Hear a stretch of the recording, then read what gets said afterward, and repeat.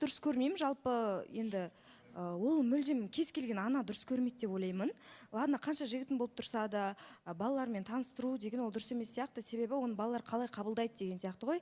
И ол мен осы жігітке міндетті түрде тұрмысқа шығам, 100% осыған сенімдімін деген кезде мүмкін оның өзінде мүмкін деген сияқты ғой. Мүмкін таныстырармын.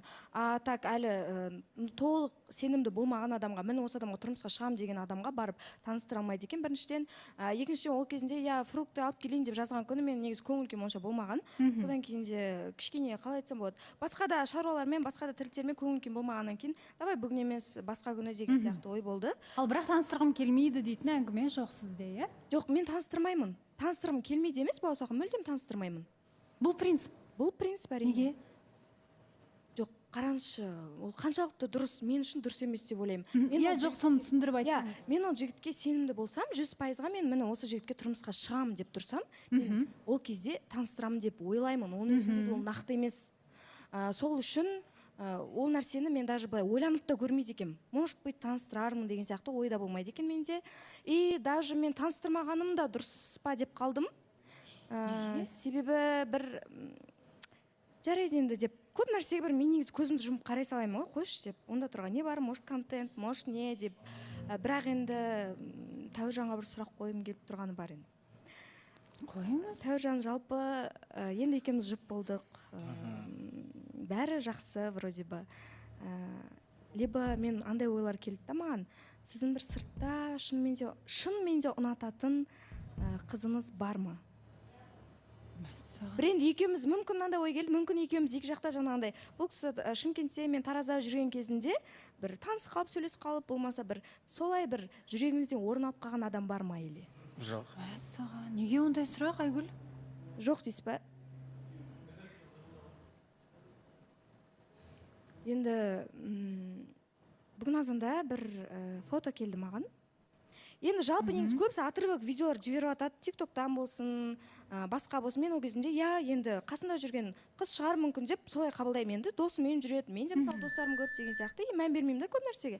Бірақ енді ана суретке қарасам, более андай жылулық байқалады араларында и сондай нәрсе көрдім да, мен содан кейін сұрап жатқаным ғой енді. Не дегенмен әшейін таныстық емес, жұптық қарым-қатынас болғаннан кейін оны сұрау дұрыс деп ойлаймын. Сондай бір ақпарат келді, содан кейін сомнение болып тұр менде әрине. Сіздің айтып отырғаныңыз негізі енді ол суретте сіз бар сізде. Соны сіз бізге жібердіңіз. Иә.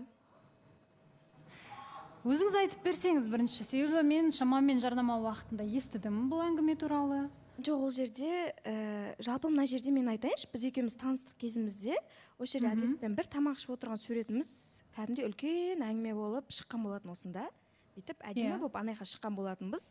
Бірақ енді ол жерде біз болмаса бір қол ұстасып отырған момент болмады, екеуміздің ортамызда Әділет екеуміз жай ғана тамақ ішіп әңгіме айтып отырған үшінші адам болды қасымызда деген сияқты ғой.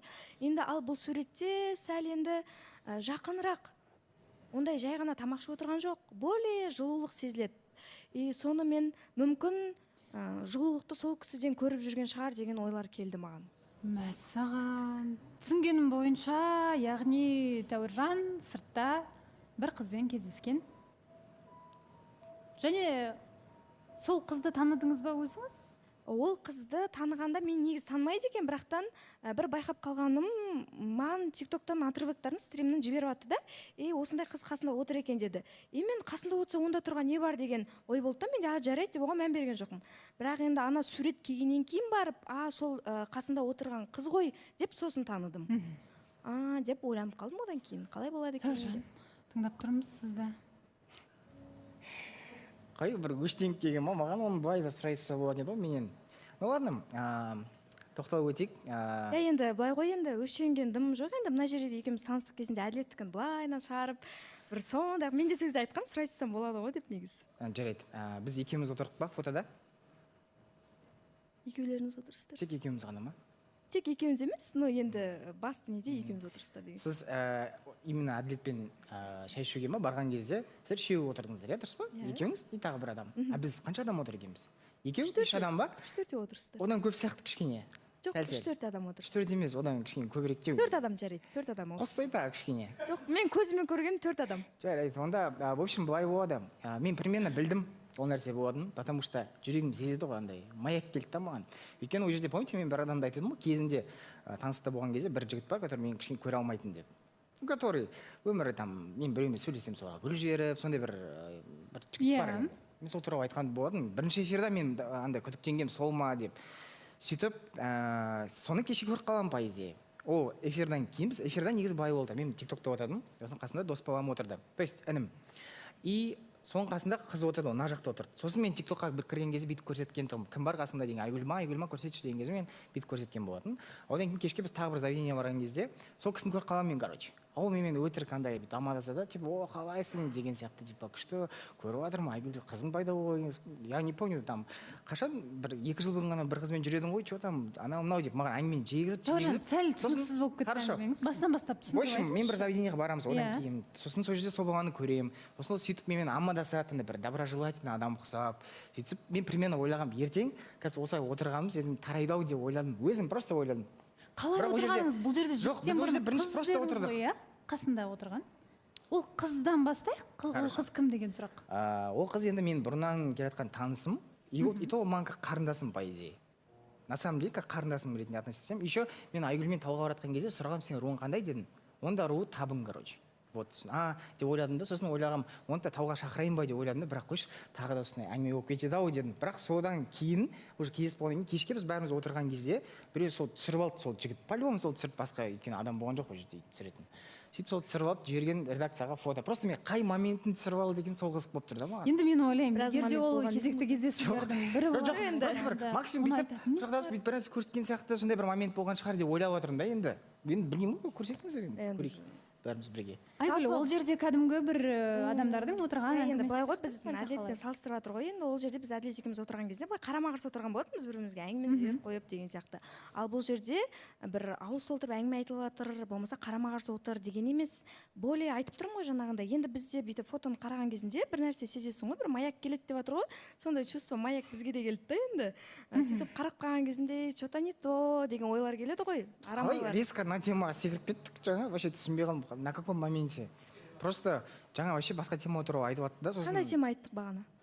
То, что на самом деле там уақыт бөлмейтін, типа сондай уақытқа келаттық. Уақыт бөлмейді деп айтқан жоқ. Жоқ, типа енді бұрындағыдай емес. Маған осы тема қызық болып тұр.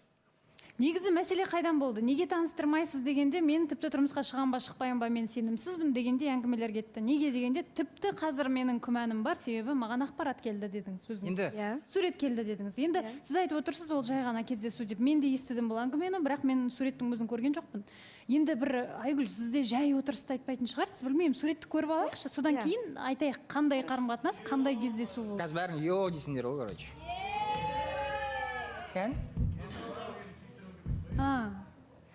Құшақтасып отырсыздар, басыңызды қойып құшақтап отырсыздар. Енді ол қыздың кім екенін біз білмейміз, есімін де атай алмаймыз. Бірақ қыздануға тұратындай сурет деп ойлаймын.